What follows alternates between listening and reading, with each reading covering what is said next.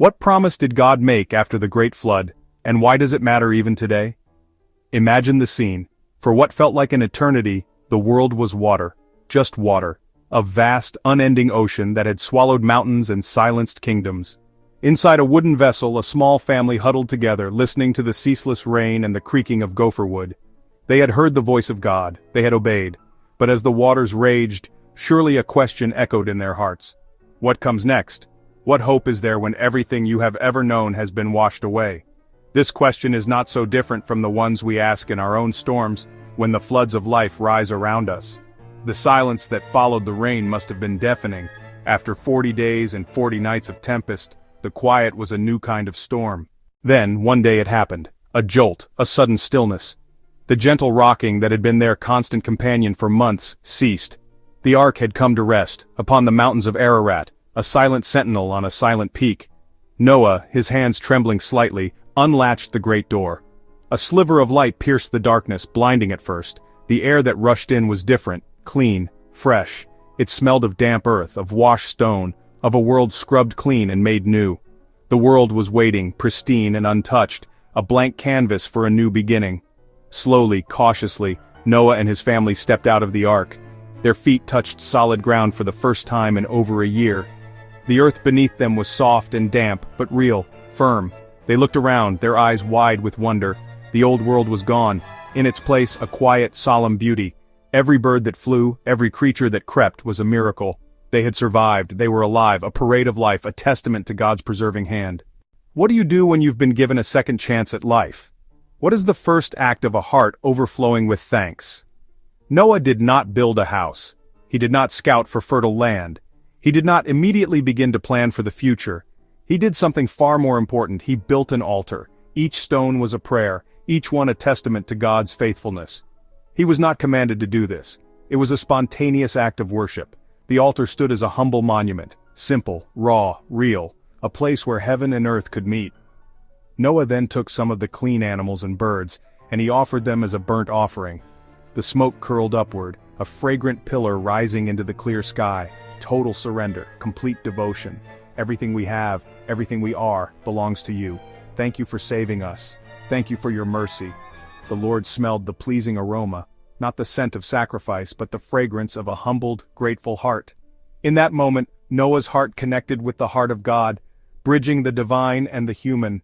When God brings us through a storm, do we rush back into business, or do we pause to build an altar of gratitude? Our altars may be moments of prayer, acts of service, or a song of praise. Gratitude is the foundation upon which any lasting future must be built. As the smoke of the offering ascended, something shifted in the spiritual atmosphere. God's heart was moved, not by the sacrifice itself, but by the spirit behind it. In response to Noah's worship, God spoke a blessing. Noah, his sons, be fruitful, increase in number, fill the earth, not a suggestion, a divine command, a holy purpose, restoration of the original mandate given to Adam in Eden. Let's start again. Let's fill this empty world with life once more. This blessing was a profound act of trust.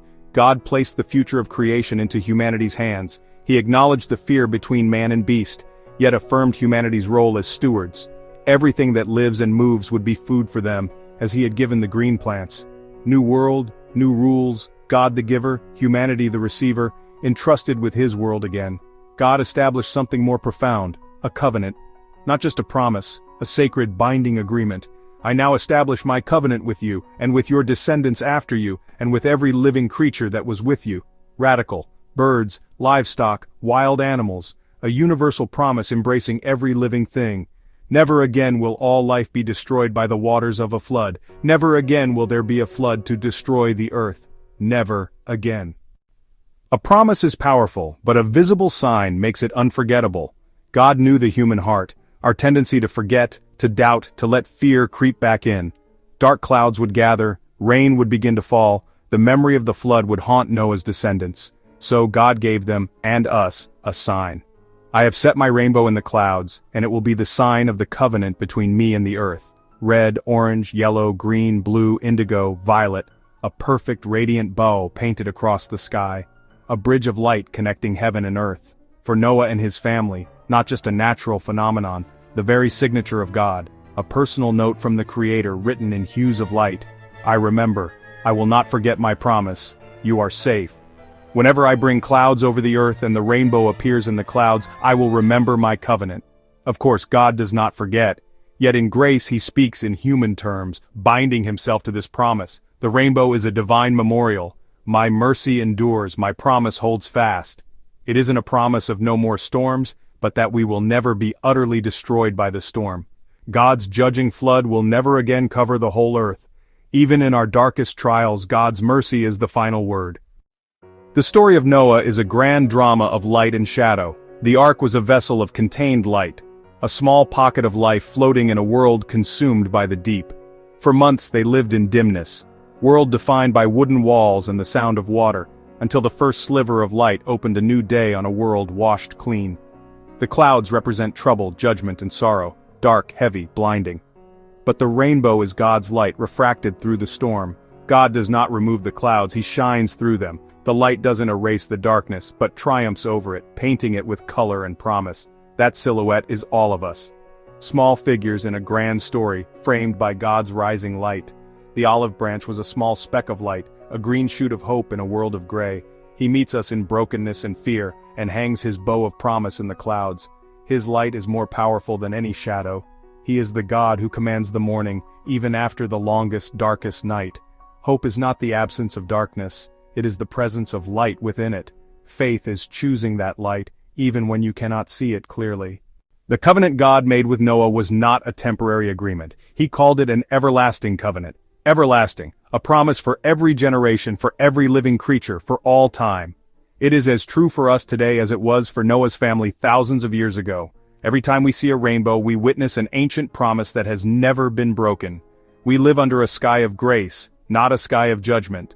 God's posture toward his creation is mercy. His promises are not flimsy. They are rooted in his unchanging character. He keeps his word. The rainbow is his pledge. His faithfulness is the guarantee. This gives us courage for our personal storms. The same God who set the rainbow in the sky promises to be with us, to give us strength, to work all things for our good. Our call is simple. Live as people of the promise. Choose hope. Build altars of gratitude after the storm. Remember past faithfulness as you face present uncertainty. Just as Noah stepped out in faith, step into your new beginnings, trusting the God who guides on dry land. Remember the ark. Remember the altar. And look for the bow. Let it remind you of a God whose mercy triumphs over judgment, whose light pierces the darkness, and whose promises are forever.